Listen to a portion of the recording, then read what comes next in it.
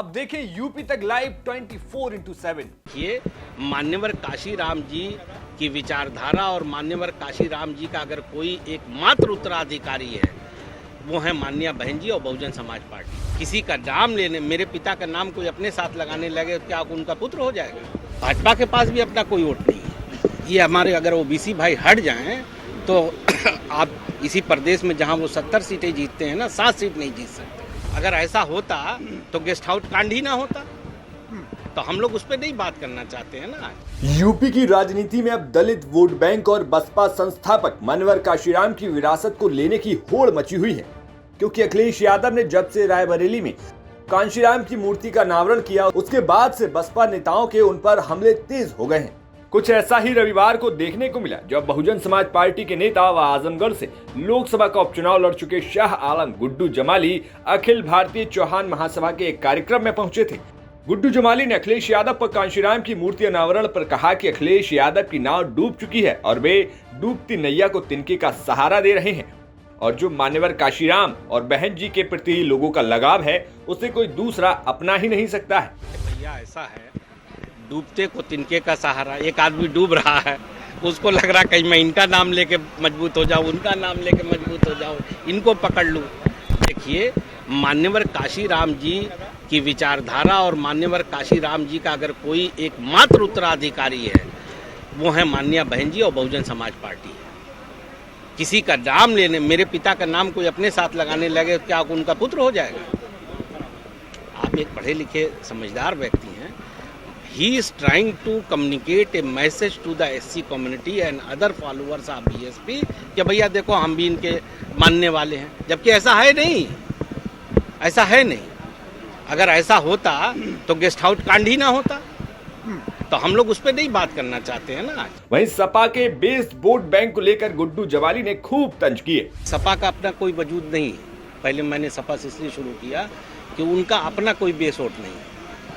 उनके पास सिर्फ और सिर्फ उनकी आबादी ही 8% है, जिसको मूल वोट कहते हैं। उसमें 3-4% वैसे ही भाजपा को वोट करते हैं, 5% वोट लेके चलते हैं, और माइनॉरिटी ज़रूर उनको वोट करती थी। वो हम लोगों ने लड़ के दिखाया, और पूरे प्रदेश में जो एक माहौल बन रहा है वो कहीं न कहीं माइनॉरिटी को भी ये लगता है कि अगर हमारे हितों की कोई रक्षा कर सकता है तो वो इस देश में सिर्फ एक ही नेता है, वो है मान्या बहन जी। अब दूसरे पे आता हूँ, जो दूसरे दल का आपने नाम लिया बीजेपी का, उनका भी काम हम लोग करने में लगे हुए हैं।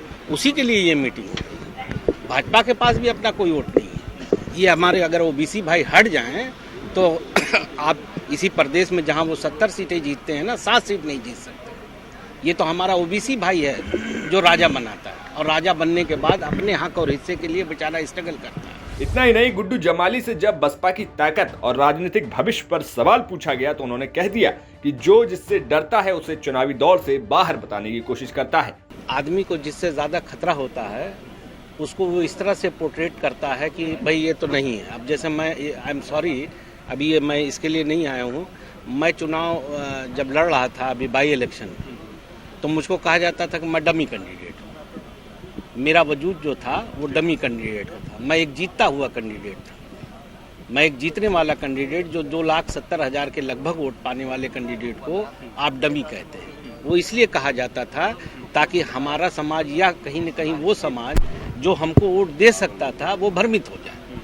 और आज यही फिर दोबारा से ये किया जा रहा है हमारी पार्टी को लेकर के, कि जैसे आपने जो वर्ड यूज़ किया है कि संघर्ष कर रहे हैं या कमज़ोर स्थिति में है। अरे भाई, जो पार्टी प्रदेश में अभी बाई इलेक्शन में हम 30% वोट पाए हैं, आप उस पार्टी को कहते हैं कि हम कमज़ोर हैं, तो आखिर मजबूत कौन है? अरे भैया, हम न किसी को फ़ायदा पहुंचाते हैं न किसी को नुकसान पहुंचाते हैं, हम अपनी लड़ाई लड़ते हैं।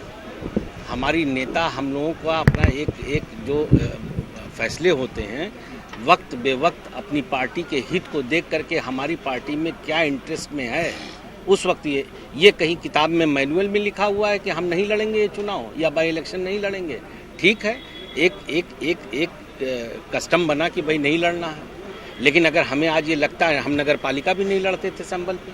आजमगढ़ से राजीव कुमार की रिपोर्ट, यूपी तक।